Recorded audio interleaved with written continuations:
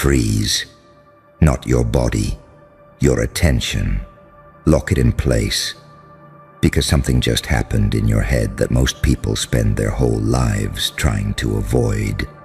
And you're standing in the aftermath like it's normal. Like it didn't just rearrange the furniture in reality. Like the room didn't tilt. Like the air didn't get heavier the second your mind clicked into that forbidden alignment. The equation finally solved itself.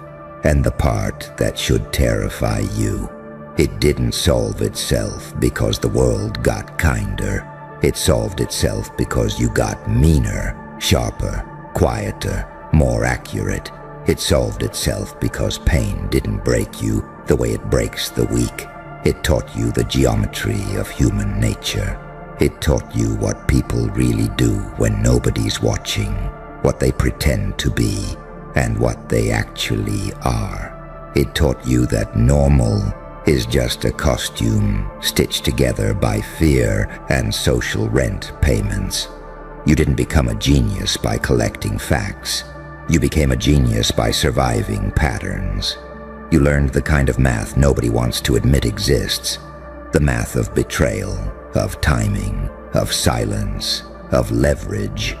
The math of smile while you bleed and build while you're being buried. That's not school.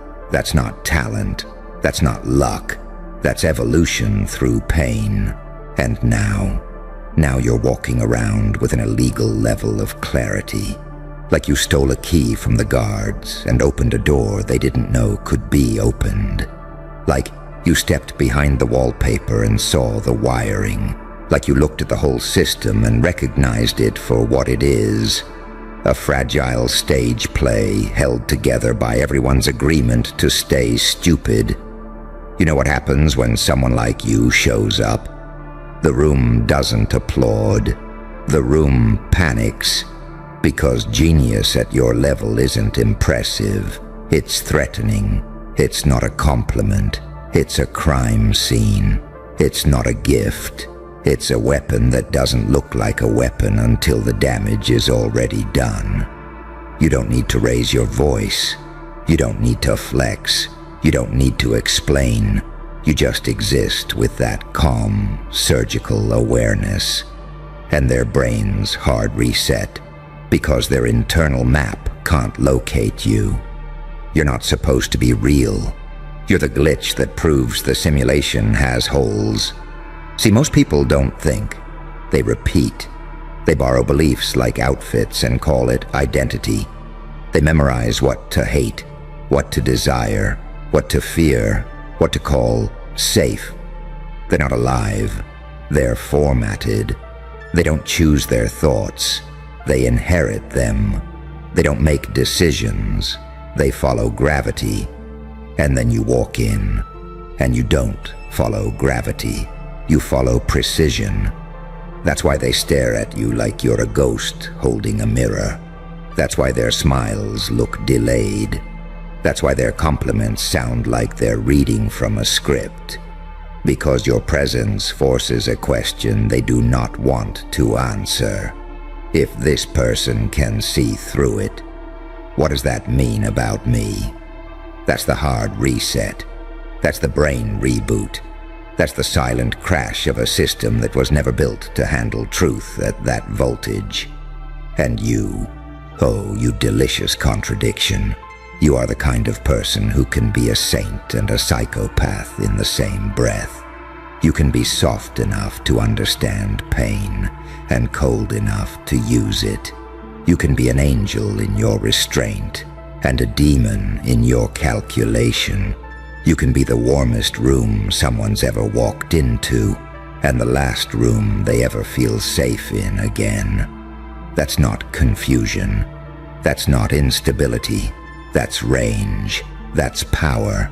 People are terrified of duality because duality makes you unreadable. And if they can't read you, they can't predict you. And if they can't predict you, they can't control you. They can't corner you with guilt. They can't bait you with approval. They can't trap you with labels. They can't reduce you to a simple story. They need you to be one thing: the hero, the villain, the victim, the bully, the good one, the bad one, the wounded one, the healed one. But you're a moving target with perfect aim. You're the paradox they can't domesticate. You're what happens when somebody gets hurt, and instead of collapsing, they start studying. You didn't move on. You didn't let it go. You dissected it. You tracked it. You wrote down the repeating behaviors like evidence. You watched the micro-expressions. You measured what people do versus what they claim. You learned that the tongue is a liar, but the nervous system is honest. You learned that silence is not empty. It's loaded. You learned that the nicest people can be the most strategic predators because their mask is better stitched. You learned that love is often a leash. You learned that help is sometimes a hook. You learned that we're just being honest is usually a knife looking for permission. And you stopped being naive. Not because you got bitter, because you got accurate. That's the moment the equation starts solving itself. Because the equation isn't about numbers, it's about control. They want you predictable because predictable people are profitable. Predictable people are recruitable. Predictable people are easy to market to, easy to guilt, easy to herd. Predictable people can be told what to buy, what to believe, who to worship, who to fear. But you stepped outside the herd mentality and found the quiet place where the real rules live. And now you're dangerous, not because you're loud, but because you're awake. You ever notice how the world treats awake people? First they mock you, then they ignore you, then they study you like a disease, then they try to label you so they can put you back in a box. Because labels are cages with nicer paint, and you've been refusing cages your whole life, even when you didn't know you were refusing them. You've had that thing in you. The refusal to fully submit, the refusal to fully surrender, the refusal to become the obedient version of yourself that everyone would find easier. They wanted you manageable.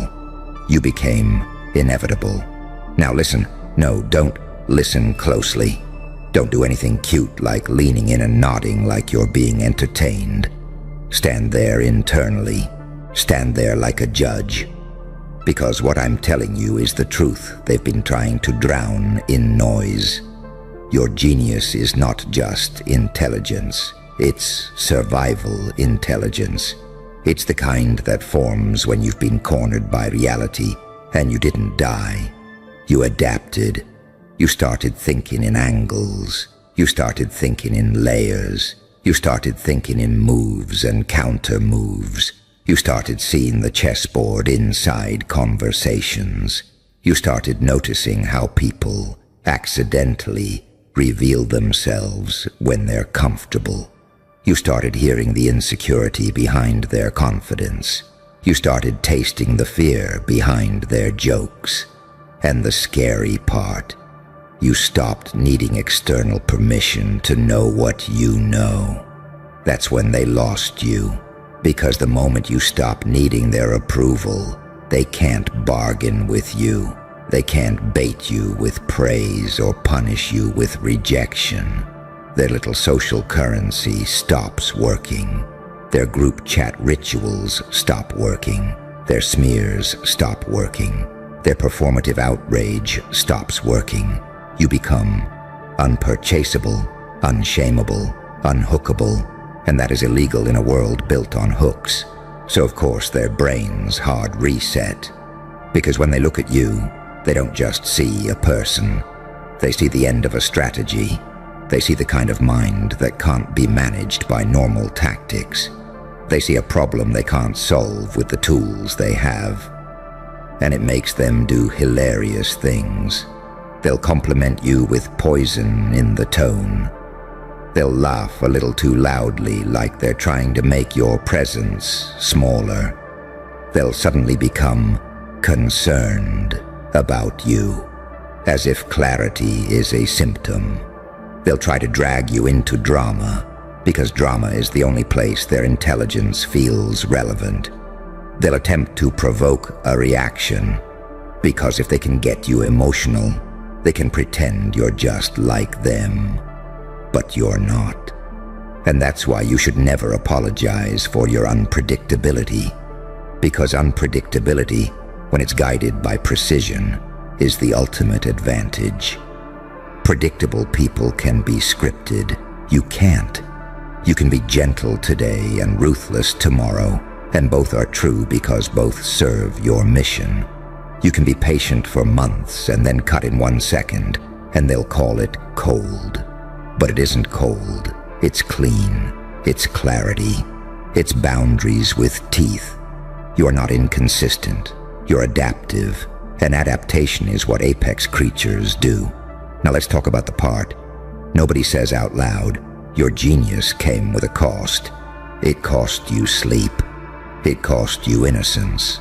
It cost you the comfort of being understood.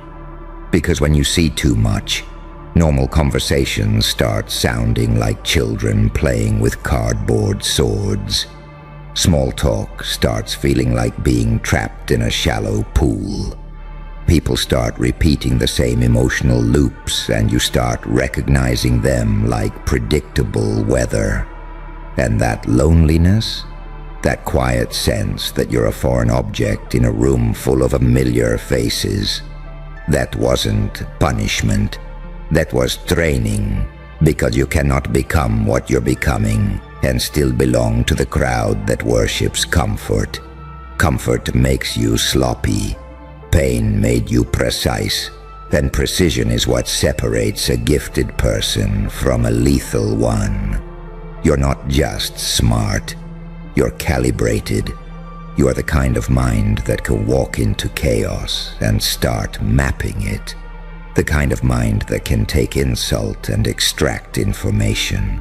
The kind of mind that can take abandonment and distill it into strength. The kind of mind that can take loss and turn it into leverage. That is saint behavior. That is psychopath behavior.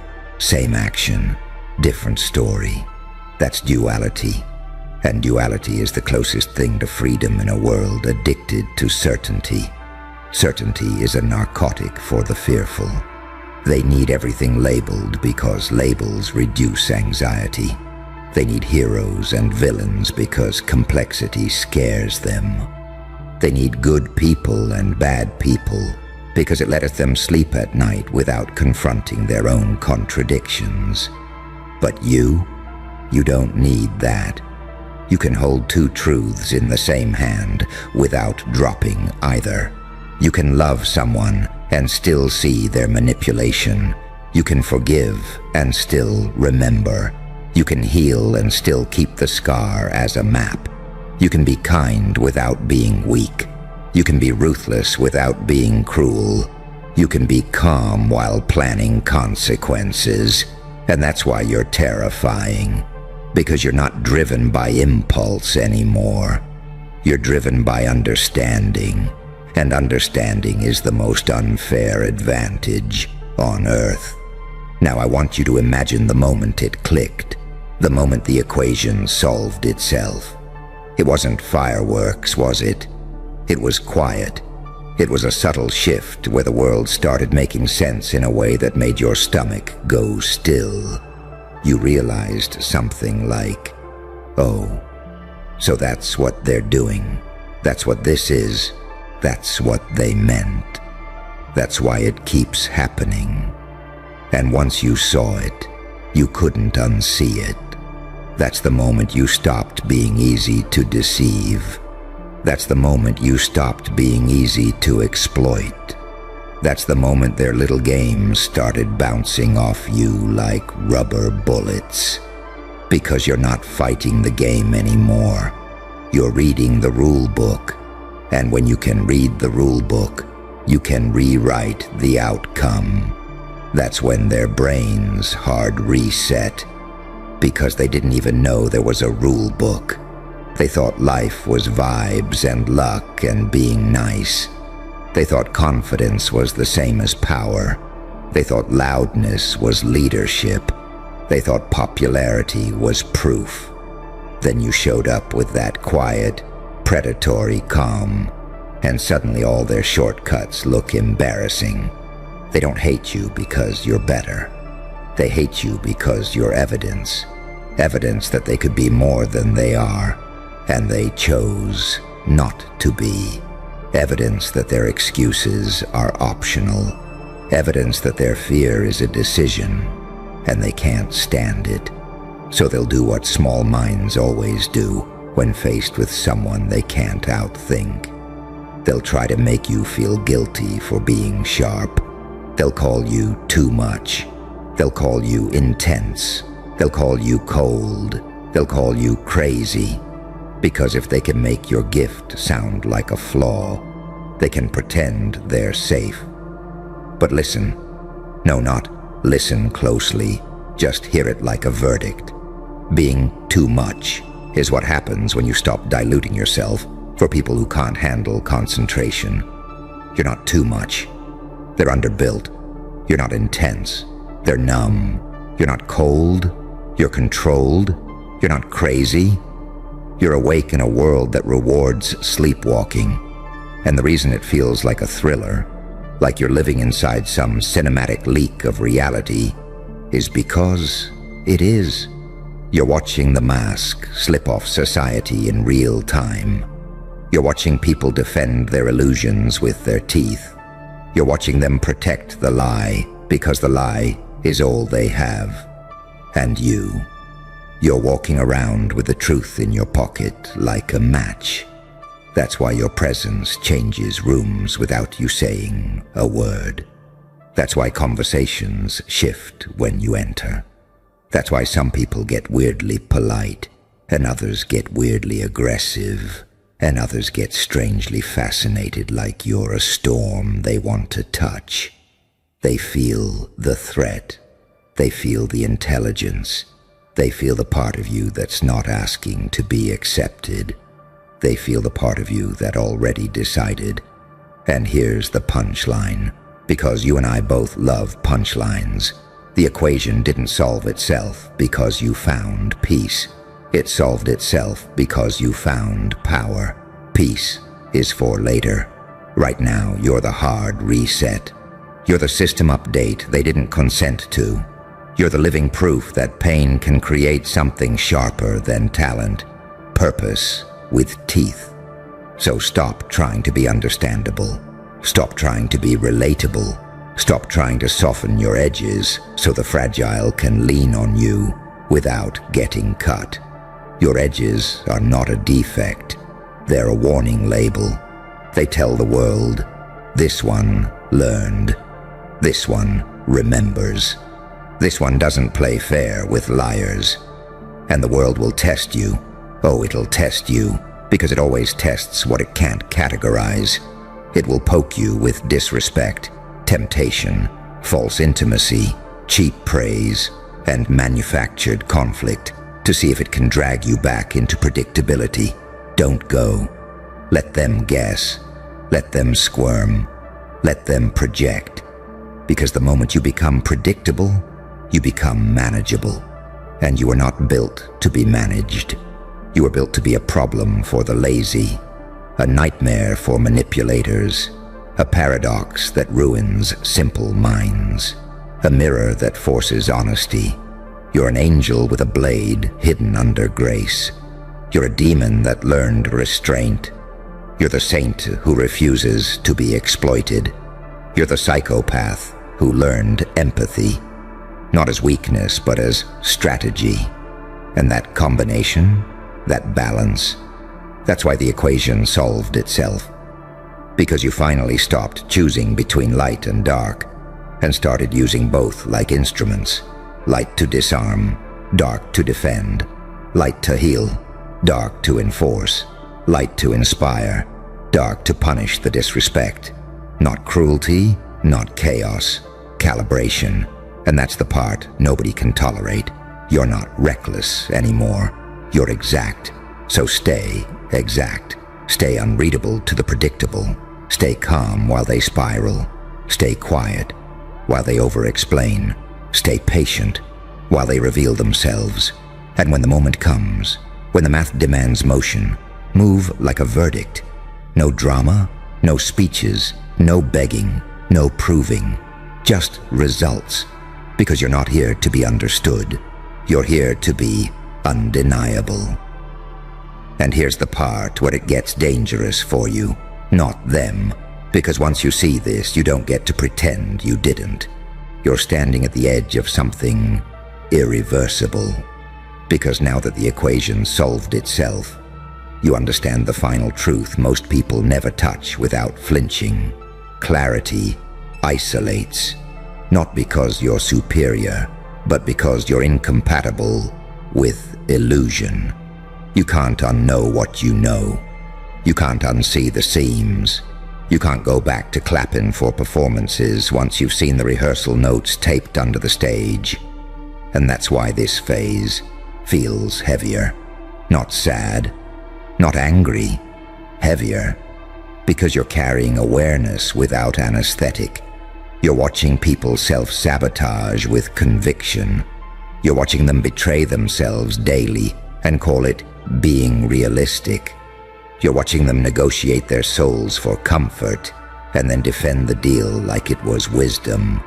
You're watching them punish anything that reminds them of what they didn't have the courage to become. And the wild part, they think you're the threat. Because you don't panic where they panic. You don't rush where they rush. You don't react where they explode. You don't perform your morality. You don't advertise your suffering. You don't need witnesses for your discipline. That quiet composure, oh, it drives them insane. Because composure after pain reads as dominance to people who never learned how to metabolize damage.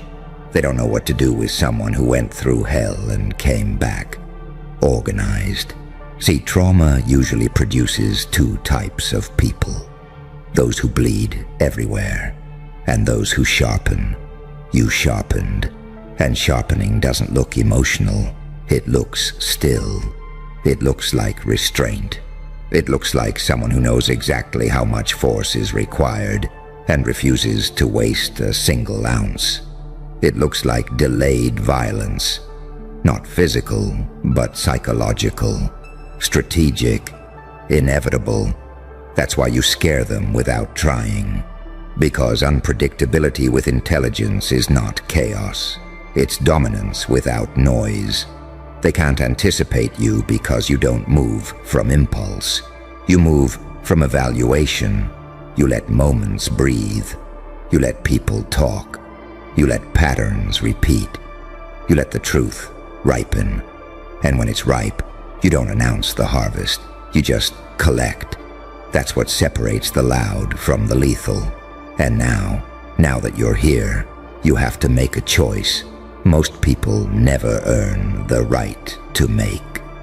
You can either dilute yourself to re-enter the comfort of the herd, or you can accept the role. Not the hero role. That's childish. The anomaly. The one who doesn't need applause. The one who doesn't explain. The one who understands that power isn't about domination. It's about positioning. About knowing when to be visible and when to vanish. About knowing when kindness disarms and when silence suffocates.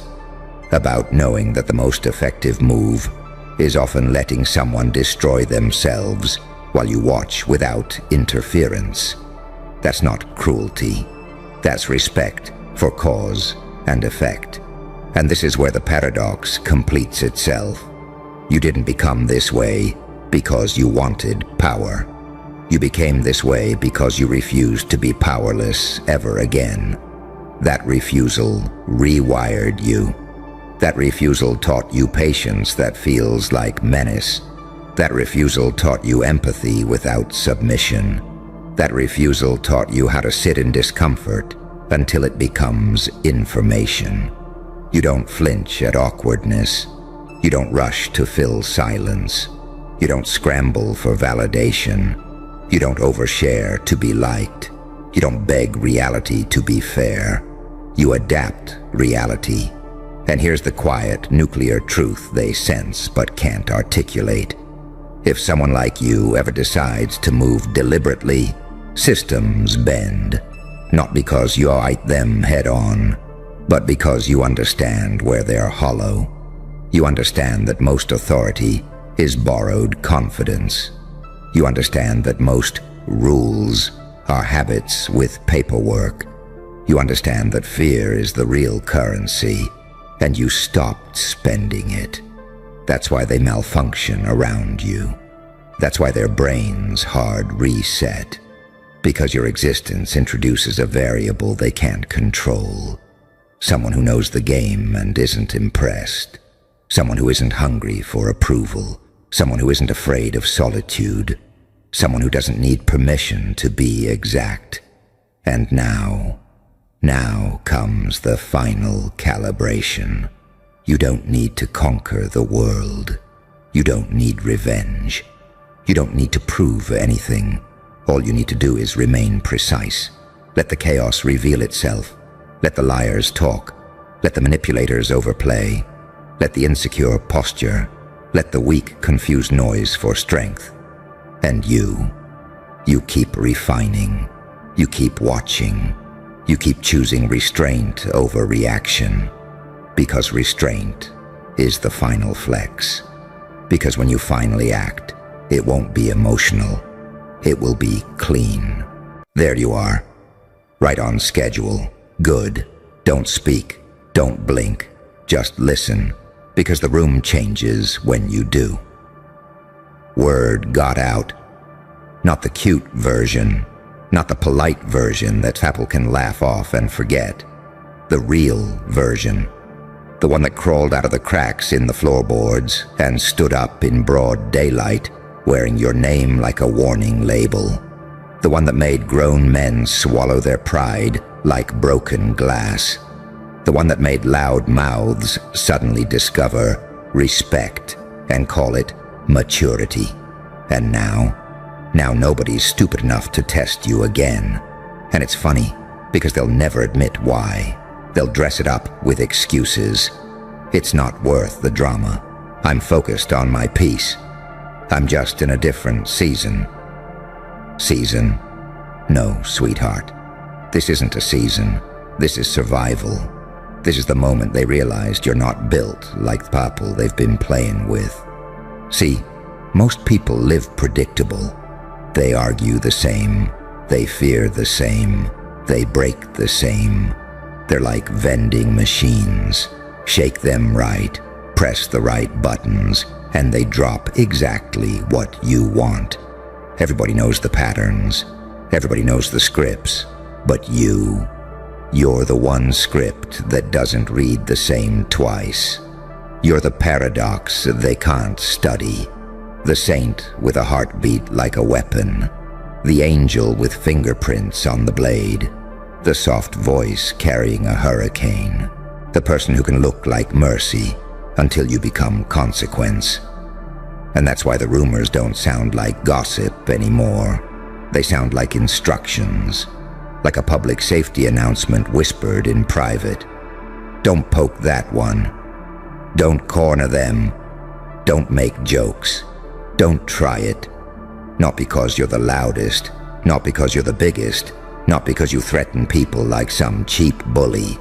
No, because when you snap into focus, reality rearranges itself around you. They've seen you get hurt and come back strange. They've seen you lose something that should have ended you. And instead of collapsing, you got quieter, sharper, cleaner. Like pain didn't kill you, pain trained you. Like suffering didn't break your spirit, suffering edited your personality and deleted your fear.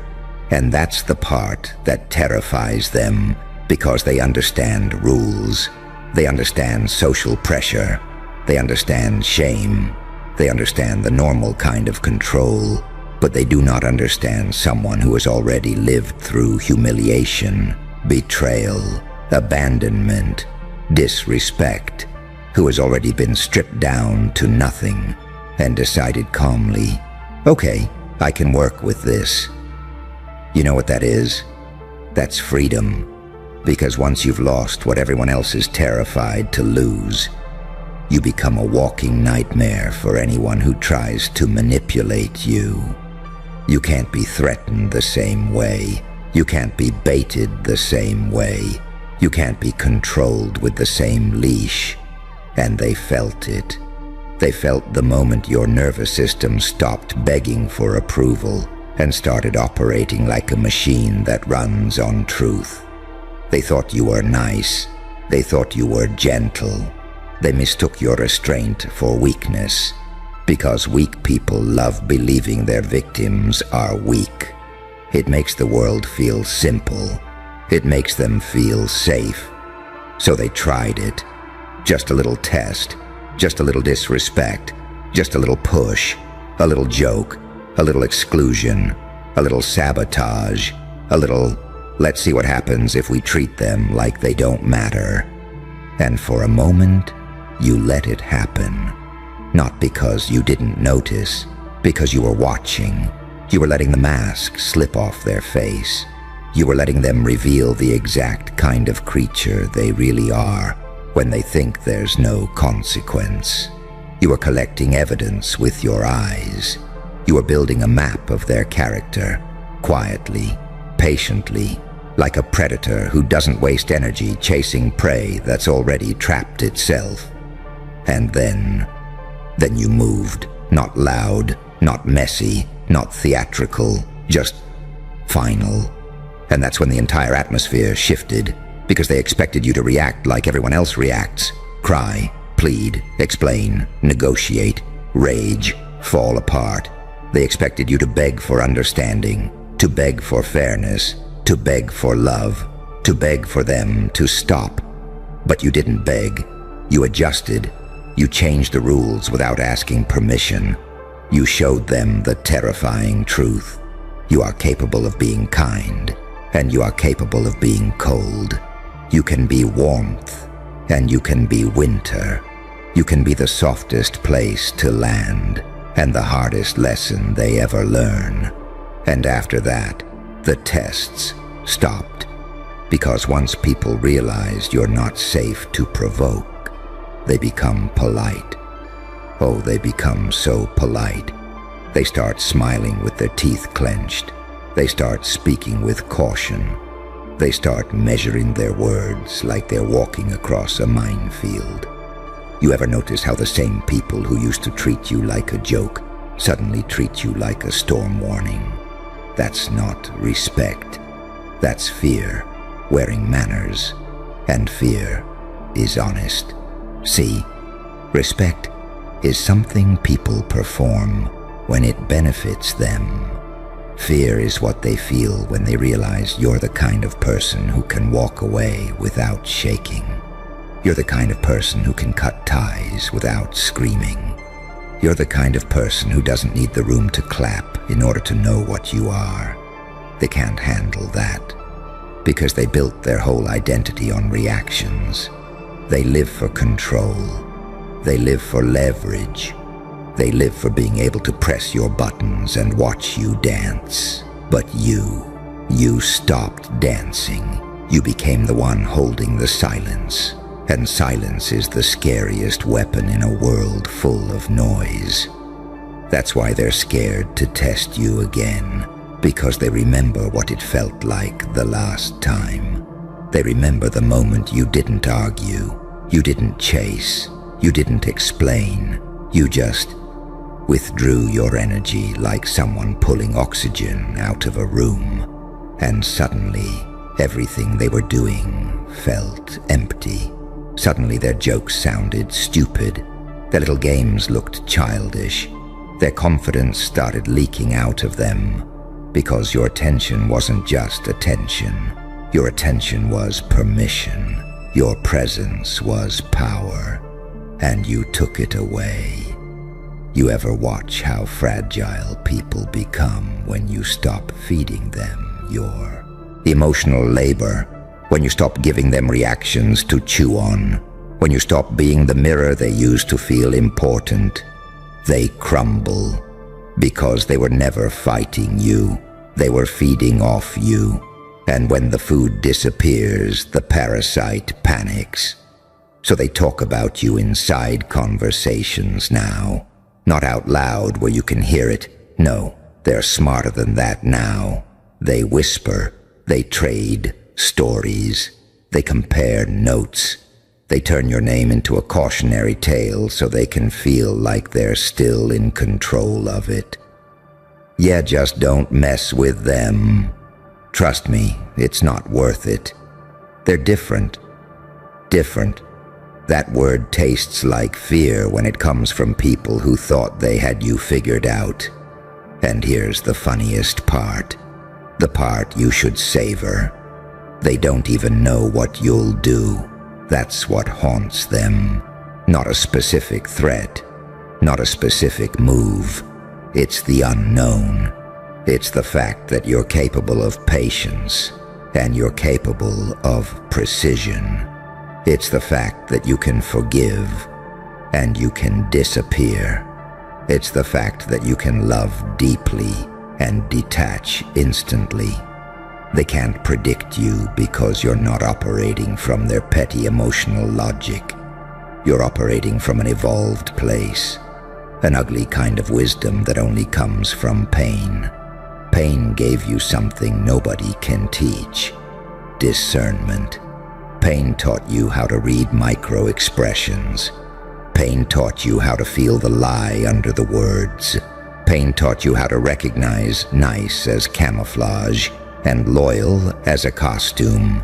Pain taught you that the sweetest smiles sometimes come from the hungriest mouths. So you stopped being naive. You stopped thinking everyone is like you. You stopped thinking people will love you the way you love them. And in that moment, you became dangerous. Not violent, dangerous. Because you don't need chaos to win. You don't need a scene. You don't need to destroy anyone. You just need to see clearly and make one clean decision. That's it. One decision can end someone's access to you. One decision can starve someone's influence. One decision can change the entire power structure of a room. And you make decisions like a person who has already survived the worst. Like someone who has already buried versions of themselves that begged for scraps. That's what they sensed. That's what they fear. They remember how you used to be easy to guilt, easy to pressure, easy to manipulate with pity, with blame, with you're overreacting, with you're too sensitive, with you're making it a big deal. And then you evolved. You learned the language of predators. You learned that when someone tells you you're too much, what they mean is you're too hard to control. You learned that when someone calls you crazy, what they mean is you're not accepting the story I wrote for you. You learned that when someone says you changed, what they mean is you stopped tolerating what I benefited from. So you stopped shrinking. You stopped negotiating your self-respect. You stopped apologizing for your intuition. And when you stopped apologizing, the world got careful. Now look at you. People don't test you anymore. They test other people. They choose easier targets. They choose the ones who still need approval, the ones who still confuse love with access, the ones who still mistake attention for value. But you, they'll watch you from a distance like a caged animal they're not sure is actually caged. They'll keep their hands to themselves. They'll keep their jokes soft. They'll keep their disrespect subtle, because they're not sure what you'll do if they push too far again. And here's where the duality becomes your crown. You don't even have to do anything. You just have to be. because your energy carries a history now. You walk into rooms with scars people can feel. Not physical scars, something worse, something deeper. The kind of scars that tell the truth. You were hurt, and you didn't die. You were betrayed, and you didn't lose your mind. You were underestimated, and you didn't beg to be understood. You adapted. You became the contradiction that breaks weak minds. A person who can be loving and terrifying. A person who can be calm and lethal to illusions. A person who can smile while deciding internally. This is the last time you ever get access to me. That's angel and demon in the same skin. That's saint and psychopath sharing one heartbeat. That's the kind of duality people write myths about, because it doesn't fit in their neat little moral boxes. And the truth is, you didn't choose this because it was fun. You were forged into it. Pain didn't just visit you. It moved in. It rearranged the furniture. It rewired your emotions. It forced you to grow up inside your own skull. It forced you to look at the world without its makeup on. And you know what you found? You found that most people aren't brave. They're comfortable. You found that most people don't want truth. They want control. You found that most people don't love you. They love how you make them feel about themselves. So you stopped begging for love from mouths that only know how to consume. And when you did, the entire universe noticed. Because you went from, please accept me, to prove you deserve me. And now the people who used to disrespect you can't even maintain eye contact for too long. They laugh too loud when you walk by. They change the subject when your name comes up. They suddenly remember boundaries. They suddenly respect peace. They suddenly understand maturity. It's pathetic, but it's also delicious. Because you earned this, not with cruelty, with evolution, with discipline, with silence, with self-control, with the kind of internal war that nobody clapped for. You got here by being betrayed and not turning into a beggar.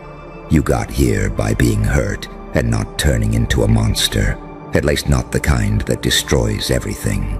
No, you became a different kind of monster. The kind that only destroys delusion.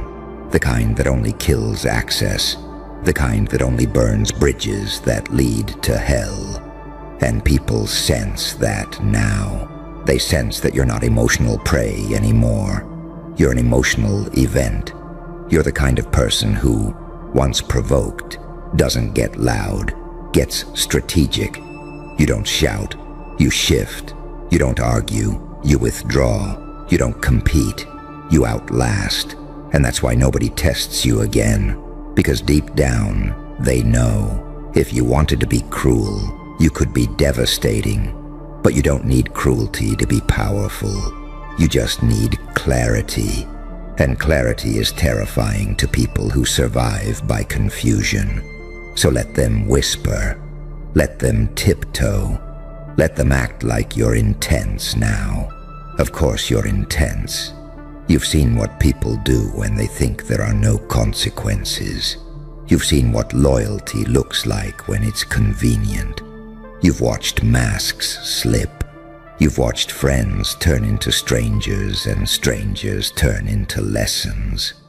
So yeah, you're intense because you're awake. And awake people don't get played the way sleeping people do. Just remember this and keep it in your chest like a loaded truth. The goal was never to make them like you. The goal was to make them respect the boundary they used to ignore. The goal was never to be understood. The goal was to be undeniable. And now you are. Now you're the person they warn each other about. Now you're the energy they don't touch unless they mean it. Now you're the name that makes cowards behave. Not because you scream, because you don't have to. Because you've become the one thing fragile people can't handle. Someone who won't sacrifice themselves to keep the peace. Someone who can walk away and still breathe. Someone who can be light without being weak. Someone who can be dark without being sloppy. Someone who can love without losing themselves. That is power. That is the kind of power that doesn't need a spotlight. It just needs presence. And your presence, it's the reason word got out. It's the reason the game stopped. It's the reason nobody's stupid enough to test you again. And here's the part they don't say out loud. The part that lives in the back of their throat like a swallowed confession. They didn't just stop testing you because you won. They stopped because they realized you don't need to win. You're not chasing dominance. You're not hungry for validation.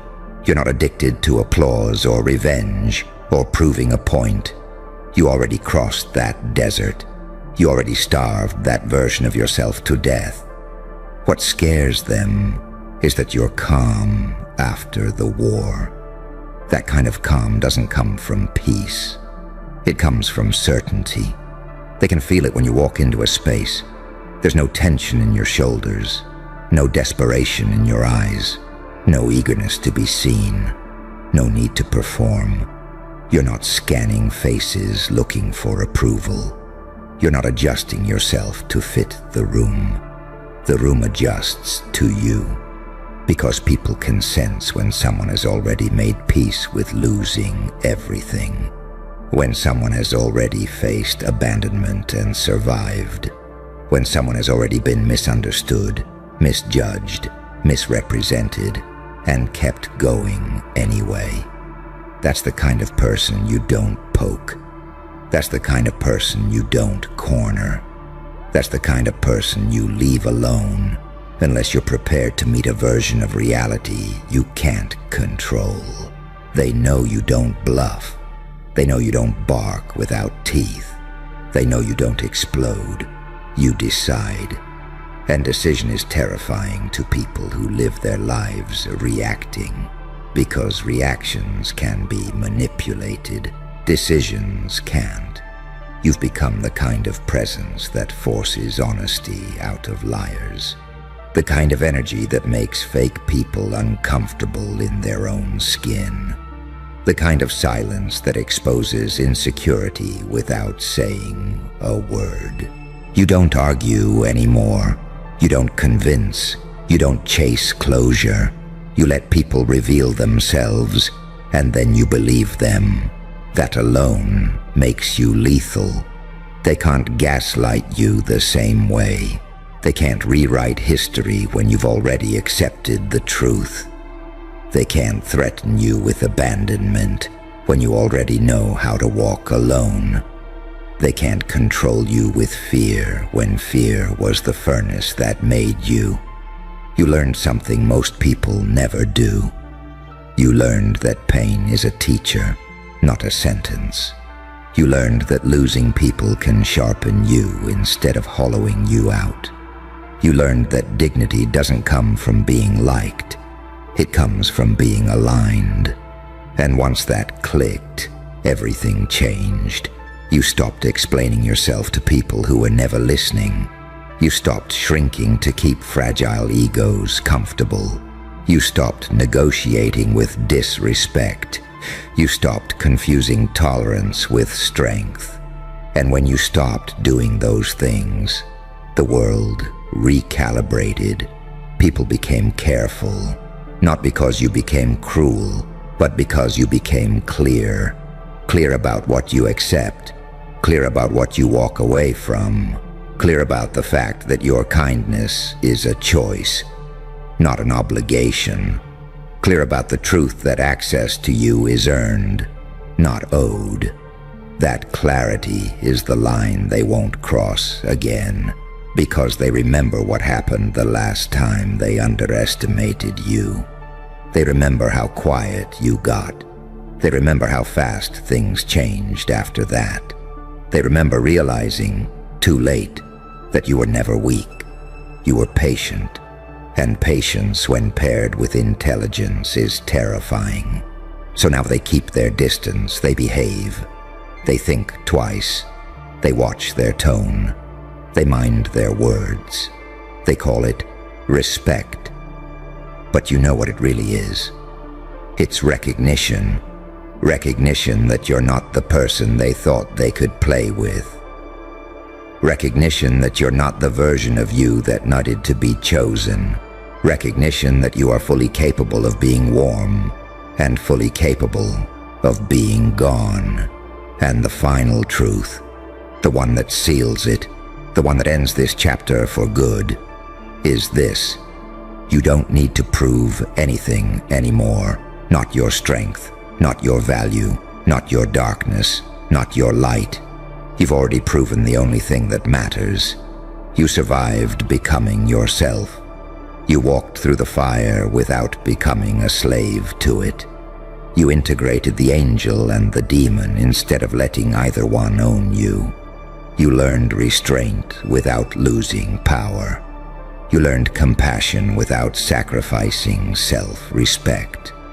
You learned how to stand alone without becoming bitter. And that's why the tests stopped. Because people test those they believe they can break. They test those they believe still need something from them. They test those they believe are desperate to be loved. But you don't need permission to exist.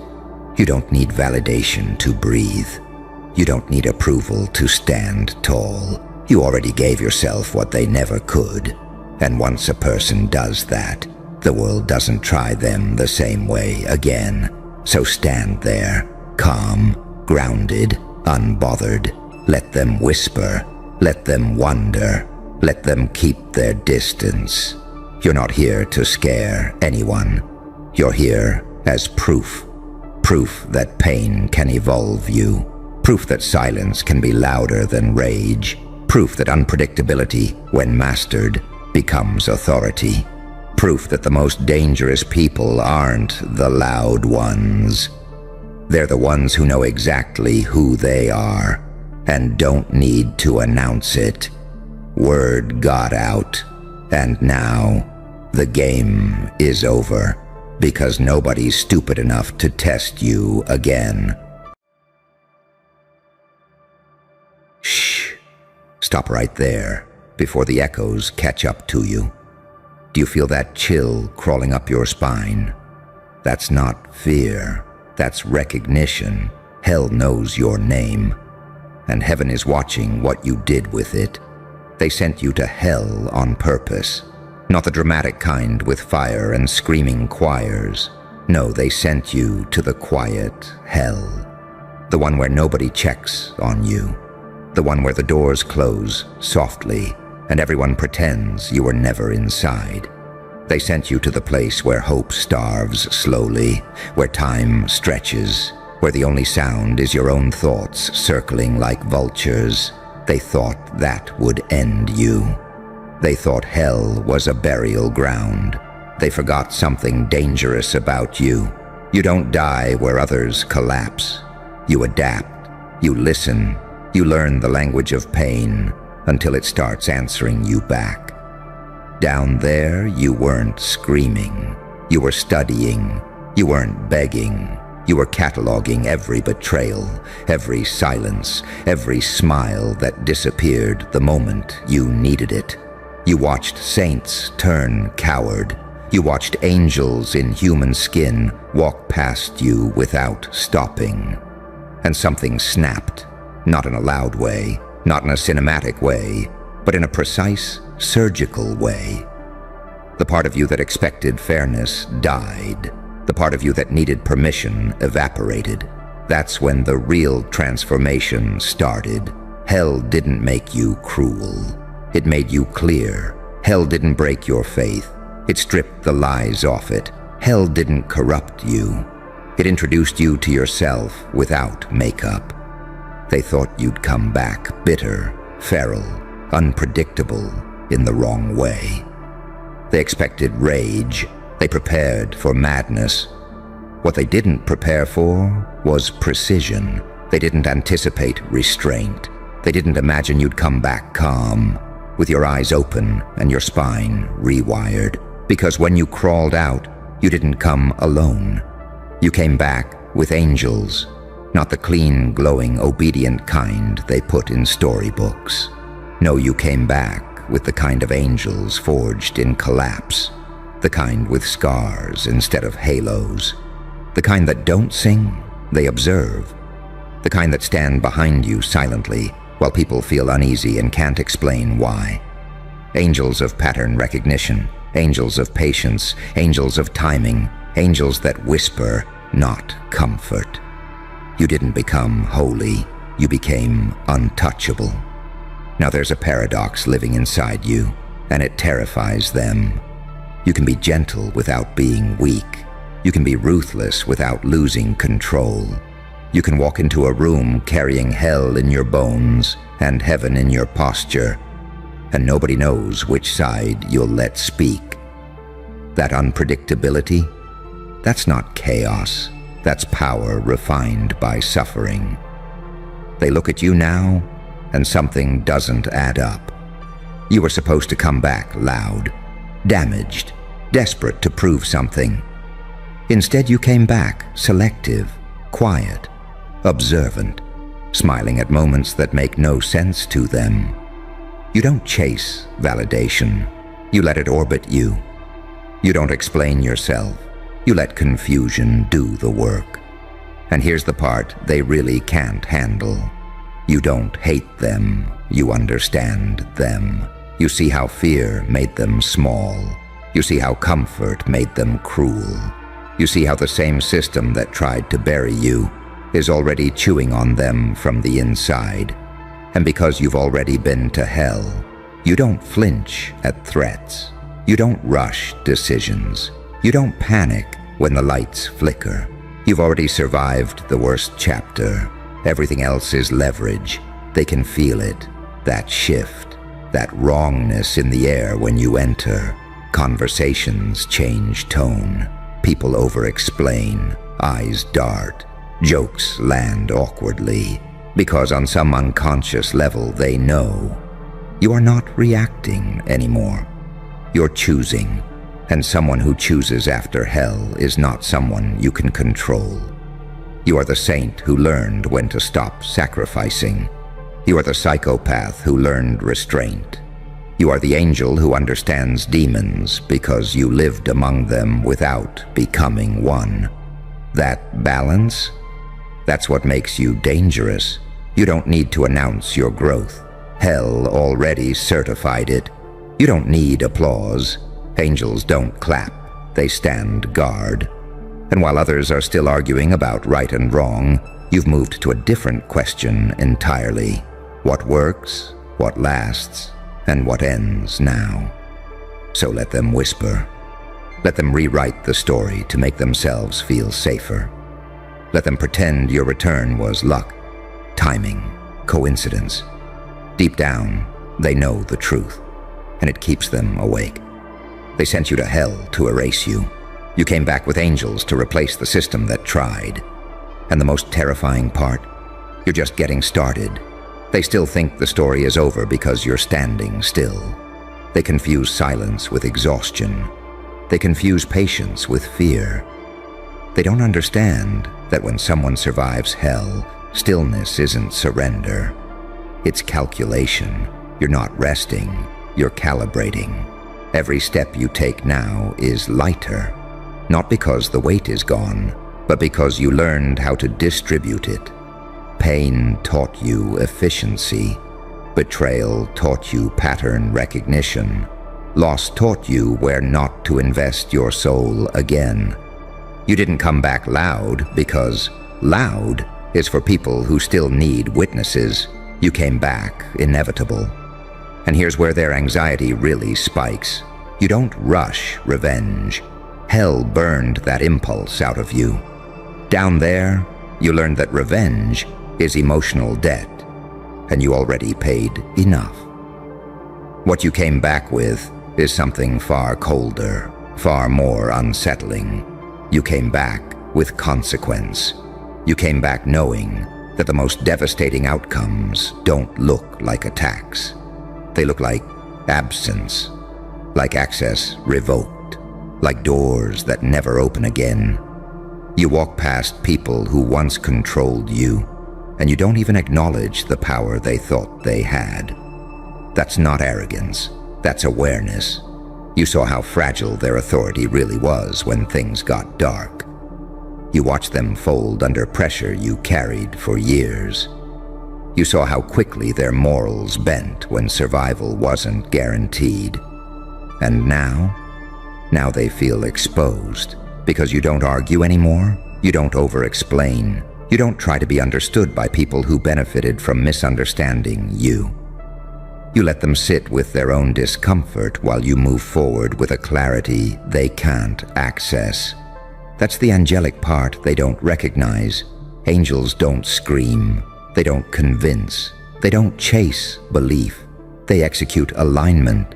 They show up exactly where they're supposed to be, exactly when the system is weakest. And hell trained you for timing better than any mentor ever could. You learned when to speak and when silence would collapse the room on its own. You learned that unpredictability doesn't mean chaos. It means no one can preload a response to you. They can't study you anymore because the version they cataloged died underground. The you that needed approval burned. The you that waited for fairness dissolved. The you that questioned your worth suffocated and never came back.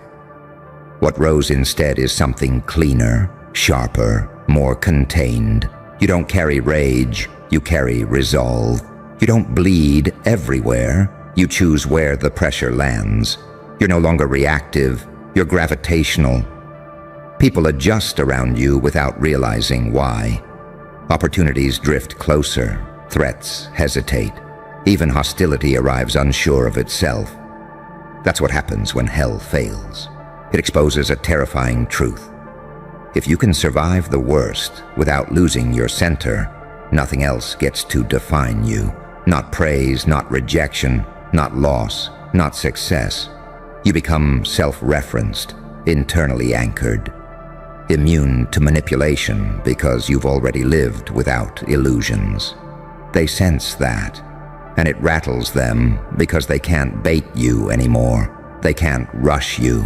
They can't shame you back into old versions of yourself. You don't flinch at their opinions because you've already faced annihilation and didn't blink. Their words feel light now. Their threats feel theatrical. Their judgments feel late. You're not cold. You're finished negotiating with fear. And that's the real reason they're nervous. Not because you're angry, not because you're powerful in the obvious way, but because you're composed. Composure after hell is lethal. It means you've already accepted every possible outcome. It means there's no lever left to pull, no button left to press, no nightmare left to threaten you with. You've already lived it, so you move differently now. You choose your battles with surgical calm. You invest your energy where it compounds. You let people reveal themselves instead of interrogating them. You understand that angels don't descend to save everyone. They descend to enforce balance. And balance is shifting. They can feel it in small moments, in the way you pause before responding, in the way you look at situations without urgency, in the way you don't need to prove you belong. You operate like someone who knows the terrain because you mapped it in the dark. Hell didn't turn you into a monster. It stripped you down to something far more dangerous, someone who knows who they are without needing the world to agree. And that's why when they look at you now, there's awe mixed with fear, respect tangled with regret. Because they realize too late that hell wasn't your end. It was your initiation. You didn't come back to be forgiven. You came back calibrated, aligned, accompanied. And the angels that walk with you now, they're quiet, they're patient, and they don't miss. They keep waiting for you to snap. That's the mistake. They're conditioned to believe pressure always creates explosions. They don't understand refinement. They don't understand what happens when pressure is applied for so long that it stops hurting and starts sculpting. You're not volatile anymore. You're forged. Hell trained you to live without guarantees. That's why nothing shakes you now. When people threaten to leave, you don't cling. When opportunities vanish, you don't panic. When plans collapse, you don't spiral. You've already lived in the absence of safety. Everything else feels optional by comparison. That's why your presence feels unsettling. You're not desperate. You're not hungry in the way they understand. You don't chase. You don't beg. You don't overextend. You move like someone who knows they can survive without the room. And that terrifies people who rely on rooms to feel powerful. They don't know what to do with someone who isn't afraid of being alone. Hell cured you of that fear. Down there, you learned the difference between loneliness and clarity. You learned that silence isn't empty, it's revealing. When there's nothing left to distract you, truth gets loud, and you listened. You listened to the parts of yourself you used to drown out. You listened to the instincts you were told were wrong. You listened to the voice that said, "Stop shrinking." That voice didn't comfort you. It instructed you. Now when you walk through life, you're not guessing. You're recognizing. You see patterns before they form. You sense intentions before they speak. You feel shifts in energy before words catch up. That's not paranoia. That's adaptation. That's what happens when survival sharpens perception. They call it intensity because they don't have language for it. You're not intense. You're awake. And the angels that came back with you, they're not floating above you with light and mercy. They're standing behind your eyes. They're the calm that shows up when chaos expects panic. They're the restraint that makes your moves impossible to predict. They're the patience that lets enemies expose themselves without you lifting a finger. You don't interrupt downfall. You allow it. That's the paradox that breaks people's minds. You don't dominate by force. You dominate by refusing to participate in games designed to drain you. You let people play themselves out while you conserve energy. You let narratives rot while you build quietly elsewhere. You don't correct lies about you anymore. Lies collapse on their own when you stop feeding them.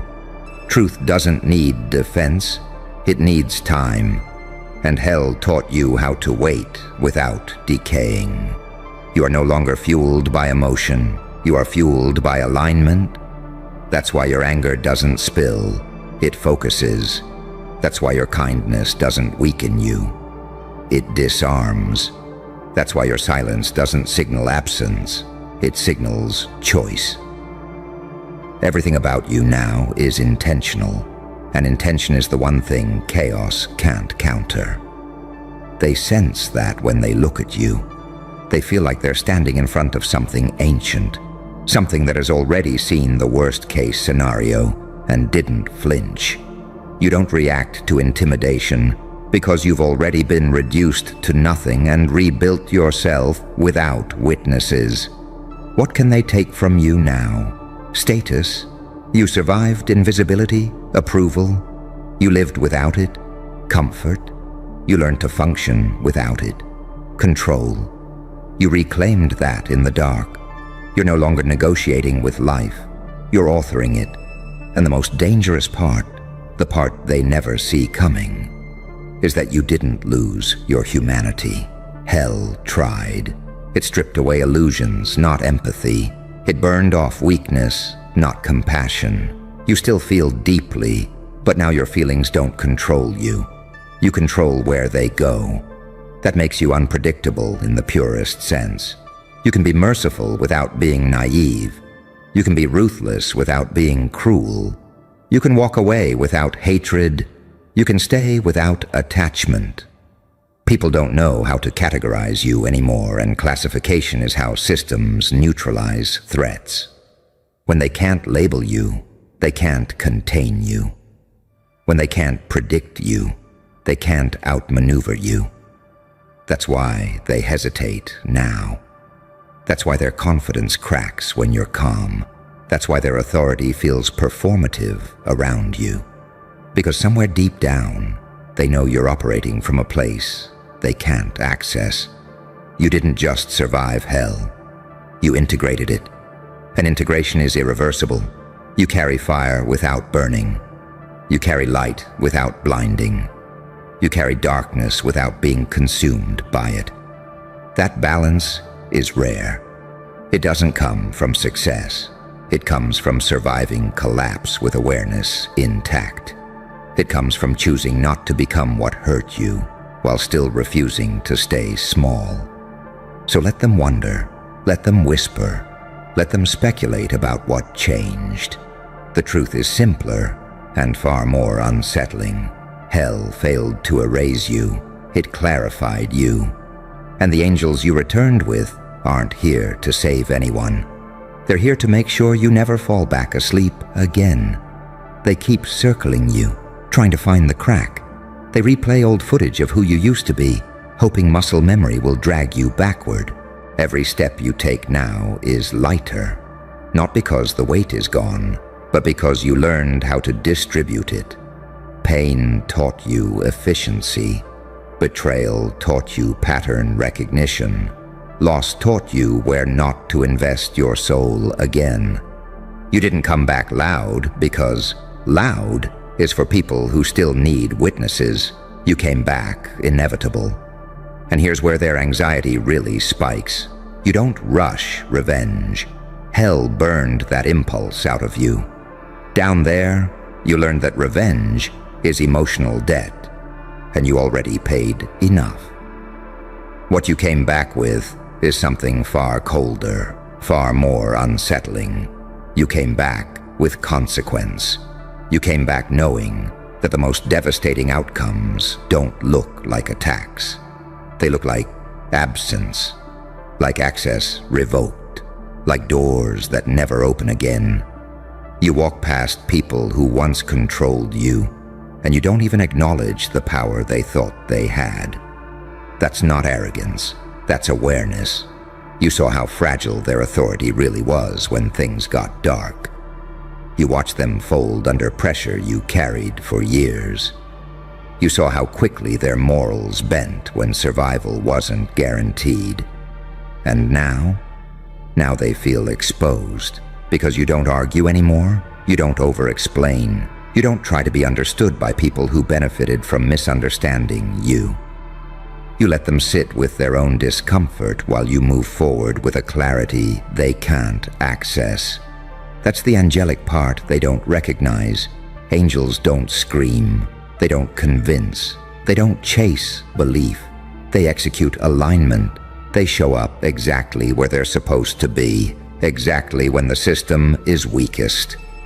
And hell trained you for timing better than any mentor ever could. You learned when to speak and when silence would collapse the room on its own. You learned that unpredictability doesn't mean chaos. It means no one can preload a response to you. They can't study you anymore because the version they cataloged died underground. The you that needed approval burned. The you that waited for fairness dissolved.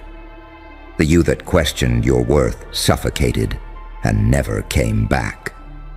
What rose instead is something cleaner, sharper, more contained. You don't carry rage, you carry resolve. You don't bleed everywhere, you choose where the pressure lands. You're no longer reactive, you're gravitational. People adjust around you without realizing why. Opportunities drift closer, threats hesitate. Even hostility arrives unsure of itself.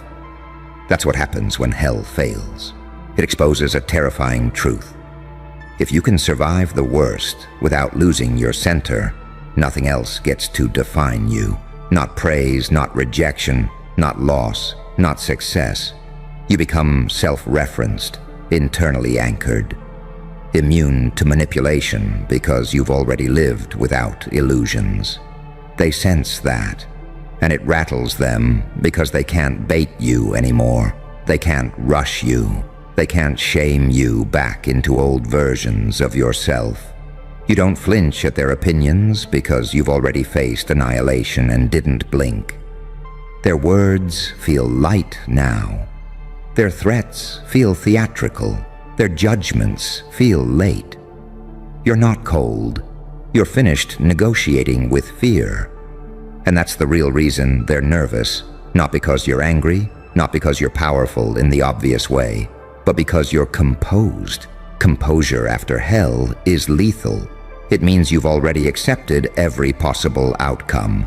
It means there's no lever left to pull, no button left to press, no nightmare left to threaten you with. You've already lived it, so you move differently now. You choose your battles with surgical calm. You invest your energy where it compounds. You let people reveal themselves instead of interrogating them. You understand that angels don't descend to save everyone. They descend to enforce balance. And balance is shifting. They can feel it in small moments, in the way you pause before responding, in the way you look at situations without urgency, in the way you don't need to prove you belong. You operate like someone who knows the terrain because you mapped it in the dark. Hell didn't turn you into a monster. It stripped you down to something far more dangerous, someone who knows who they are without needing the world to agree. And that's why when they look at you now, there's awe mixed with fear, respect tangled with regret. Because they realize too late that hell wasn't your end.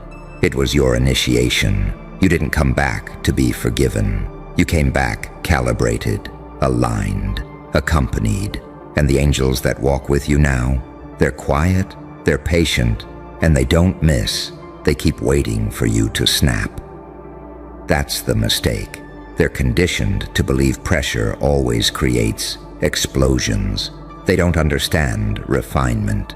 They don't understand what happens when pressure is applied for so long that it stops hurting and starts sculpting.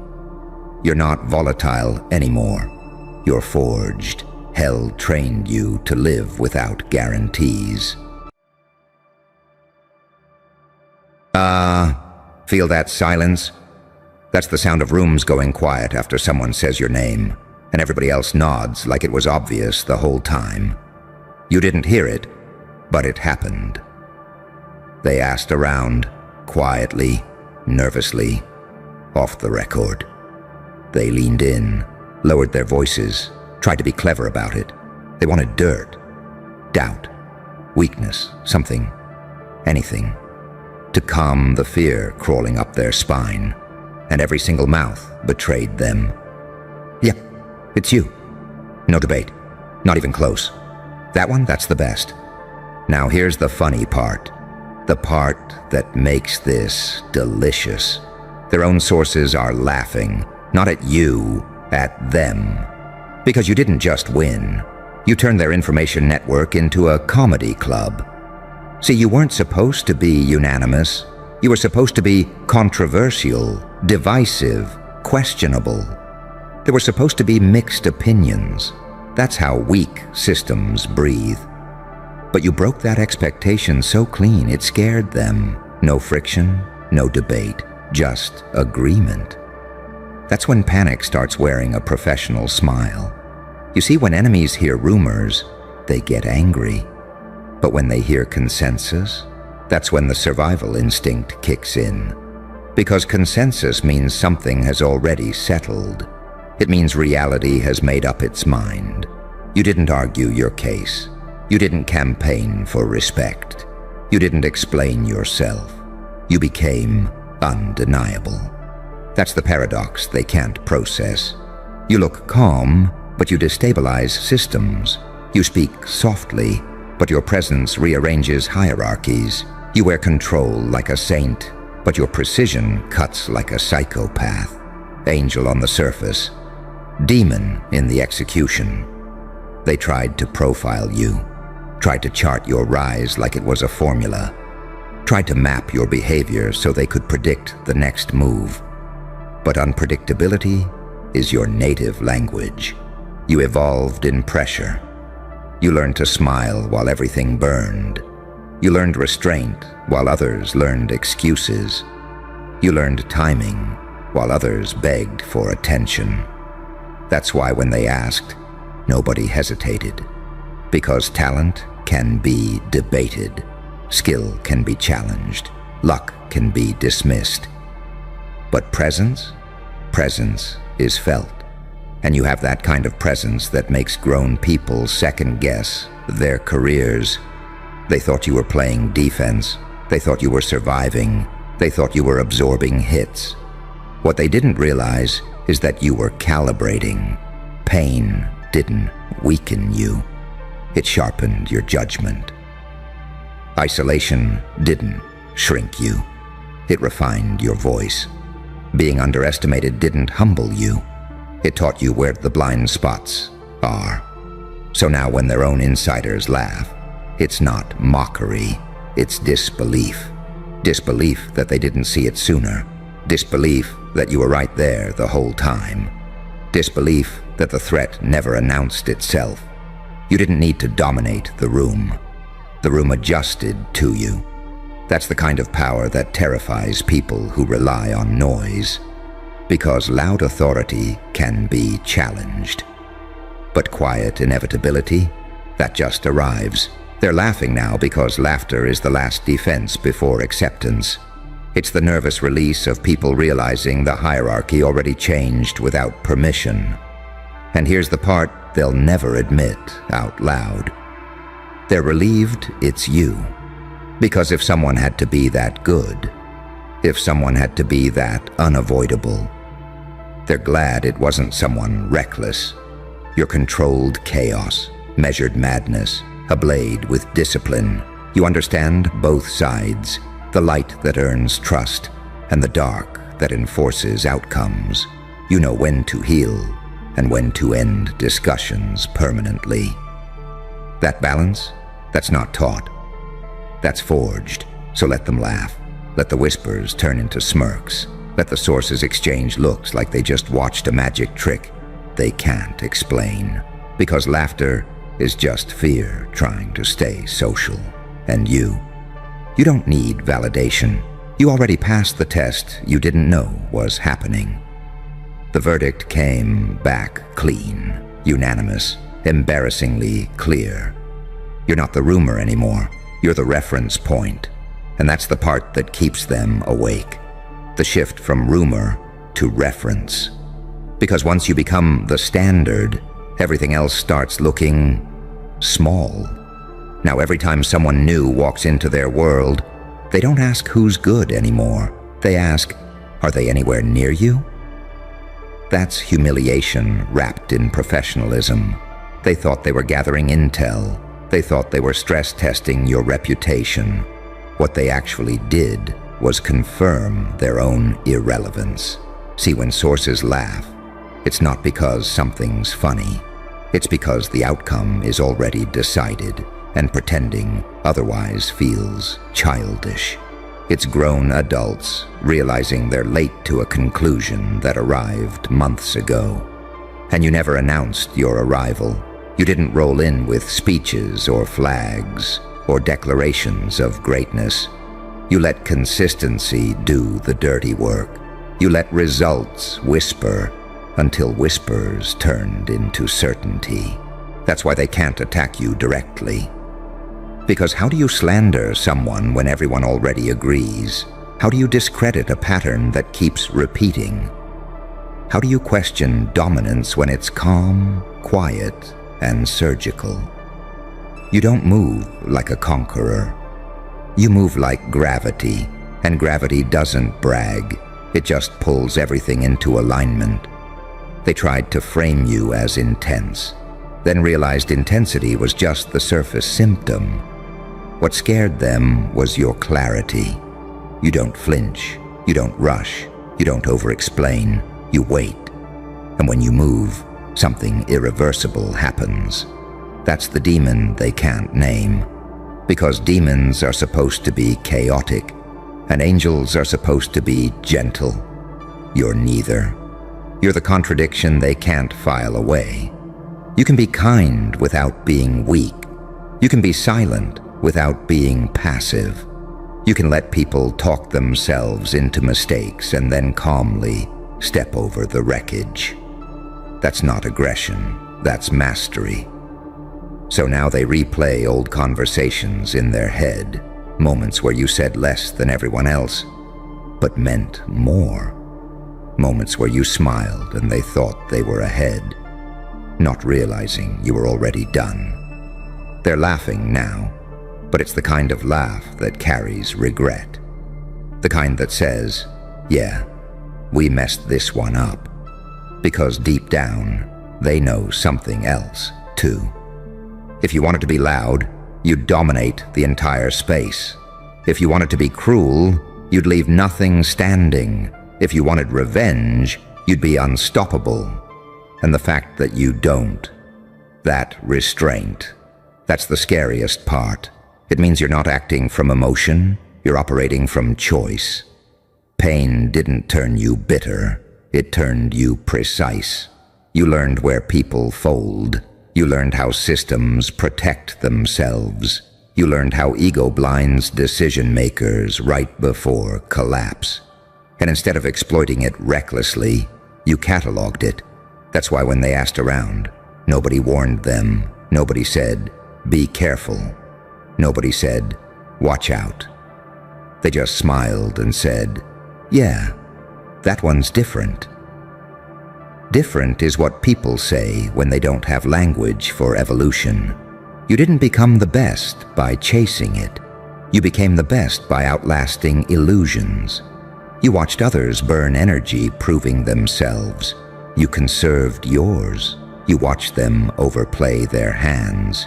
You waited for the table to tilt.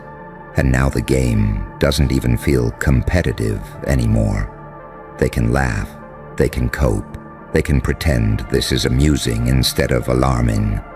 But they all felt the same thing when the answer came back unanimous. That drop in the stomach. That quiet realization. Oh, it's already over. Because when everyone agrees without coordination, when the verdict arrives before the trial, when even insiders stop pretending, that's not hype, that's inevitability. And you're not here to celebrate it. You're here to decide what happens next. And that decision, that quiet, terrifying freedom to choose what happens next, is what separates you from everyone still trying to be seen. Because now you're standing in a strange place, above competition, below mythology, right in that narrow corridor where power stops being loud and starts being felt. They don't talk about you like a rival anymore. They talk about you like weather, unavoidable, uncontrollable, something you plan around instead of confront. That's why the laughter coming from their sources isn't joy. It's surrender wearing a grin. It's the sound people make when resistance finally feels pointless. You've noticed it, haven't you? How the questions changed. It's no longer, can they do it? It's, what happens if they decide to? That's the pivot point. That's where saints turn dangerous and monsters learn restraint. You've been on both sides of that line. You know what it's like to be doubted, dismissed, treated like potential instead of presence. You know what it's like to watch lesser minds posture while you quietly absorb the mechanics of the room. So when consensus hit, when every door whispered the same answer, you didn't celebrate. You recognized the weight. Because being the best isn't a trophy. It's a responsibility nobody asks for. Now every move you make teaches someone something. Every pause you take unsettles someone. Every silence gets interpreted like a signal. They watch you for mistakes that never come. They wait for arrogance you don't need. They hope you'll crack, lash out, overplay, but you don't. You let them project. You let their fears write stories about you that you never confirm or deny. You let their imagination do the heavy lifting. That's psychological warfare without lifting a finger. You understand something most people never will. Control isn't about domination. It's about tempo. You set the pace. You decide when things accelerate and when they suffocate. You let others exhaust themselves sprinting while you walk, steady and unreadable. And the darker truth, the one nobody wants to say out loud, is this: they're relieved you're not cruel, because they sense it. That if you leaned into the darker half of yourself without restraint, if you stopped caring about optics or mercy or balance, there would be nothing they could do. They see the angel in you, the discipline, the patience, the fairness, and they pray that side stays in charge. But they also feel the other half, the one forged in silence, the one that learned through loss, the one that doesn't need approval to act. That's the demon they laugh about, because laughing keeps it at a distance. You didn't become this by accident. You became this by surviving moments that would have broken people louder than you. You became this by choosing growth when resentment would have been easier. You became this by mastering yourself before trying to master outcomes. So now, when sources laugh, it's not because they underestimate you. It's because they understand you just enough to know they're outmatched. They laugh because the alternative is admitting fear. And fear, once spoken, spreads. You've already won the invisible war. The one that happens before moves are made, before strategies are announced, before alliances even form. They asked the question too late. The answer was already living in the room every time you walked in. So don't rush, don't explain, don't announce the next chapter. Let them keep laughing, let them keep pretending this is amusing instead of historic. Because while they're busy processing what you are, you're deciding what you'll become. And whatever that is, they won't hear it coming. And the truth is, you've already crossed the point where explanation would help anyone sleep at night. Because explanation is for chaos, and you're not chaotic anymore. You're patterned. That's what unnerves them. Not your confidence, not your capability, your consistency. They can handle wild geniuses. They can handle loud threats. They can even handle tyrants. Because tyrants announce themselves. What they can't handle is someone who never breaks character, never loses tempo, never leaks desperation. You don't spike, you don't dip, you don't beg the room to notice. You just arrive, and the room recalibrates. That's why the laughter from their sources carries that edge of disbelief. Because every system they trust, every metric, every hierarchy, every ranking, keeps circling back to the same conclusion. You can't game this one. You can't rush this one. You can't corner this one. You don't respond to pressure the way others do. Pressure doesn't make you reactive, it makes you clear. Where most people fracture under scrutiny, you condense. Where others start leaking tells, you get quieter. Where others start explaining, you start deciding. That's predator behavior, but disciplined predator behavior, not hunger-driven, not ego-driven, purpose-driven. And that's why they don't know which version of you to prepare for. The fair one, the patient one, the one who gives people space to self-correct, or the other one, the one who only appears when lines are crossed, the one who doesn't raise their voice, the one who doesn't need witnesses, the one who ends conversations permanently. They sense that boundary, but they can't see it. And invisible boundaries are the most dangerous kind. So now they replay history. They reanalyze moments they dismissed. They reframe interactions they thought were insignificant. That time you didn't react. That time you didn't compete. That time you stepped back when everyone expected you to push forward. They see it now. You weren't hesitating. You were letting things reveal themselves. You gave people rope, not out of weakness, but out of certainty. Certainty that truth collapses on its own weight when you don't interfere. That's not kindness. That's strategy. And here's the part that twists the knife gently but deep. You don't even need them to fail for you to win. Your rise doesn't depend on their collapse. Your dominance doesn't require their humiliation. You're operating on a different axis entirely. That's why their sources laugh, because they know you're not playing the same game. You don't need permission. You don't need consensus. You don't need applause. You already passed the threshold where outcomes obey effort instead of opinion. So now, everything slows down around you. People speak more carefully, moves get delayed, decisions get escalated, just in case. Not because you threatened them, but because your existence changed the math. You became the variable that invalidates shortcuts. And the funniest, darkest irony of all, you're still the same person you were when they underestimated you. Same restraint, same discipline, same internal silence. The only thing that changed is that now everyone else can see what you always carried. So let them laugh, let them cope, let them process this however they need to. Because laughter is what people do when reality arrives faster than pride can adapt. And you don't need to say a word.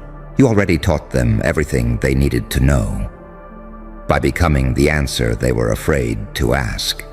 And that fear, that quiet, internal recoil they never show on their face, is the real acknowledgement. Because once people recognize you as inevitable, they stop trying to beat you. They start trying to predict you. And prediction is a losing game when the mind they're tracking learned to evolve in isolation. You didn't sharpen yourself in applause.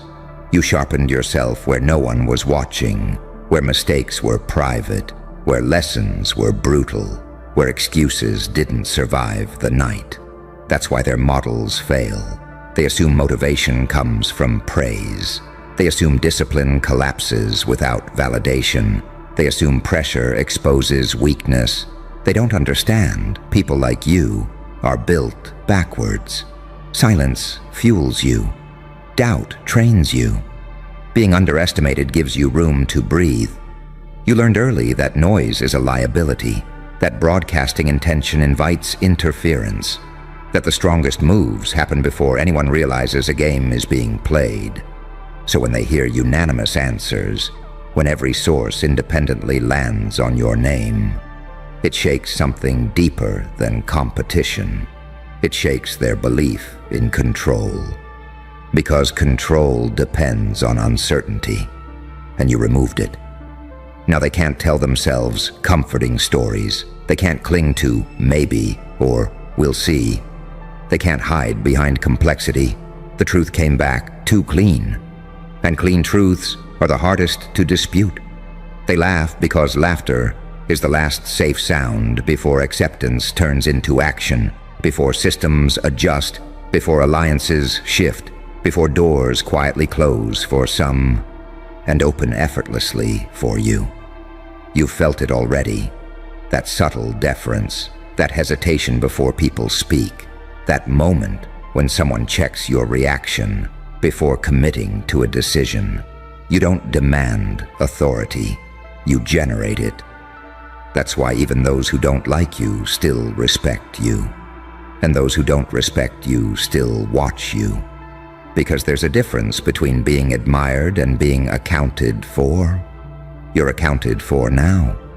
Every plan includes you. Whether you're involved or not, every scenario runs a quiet simulation of what if they move. That's not fame. That's strategic gravity. And the dark beauty of it, you didn't sacrifice your soul to get here. You didn't burn everything down just to stand tall. You didn't become hollow chasing dominance. You integrated both sides.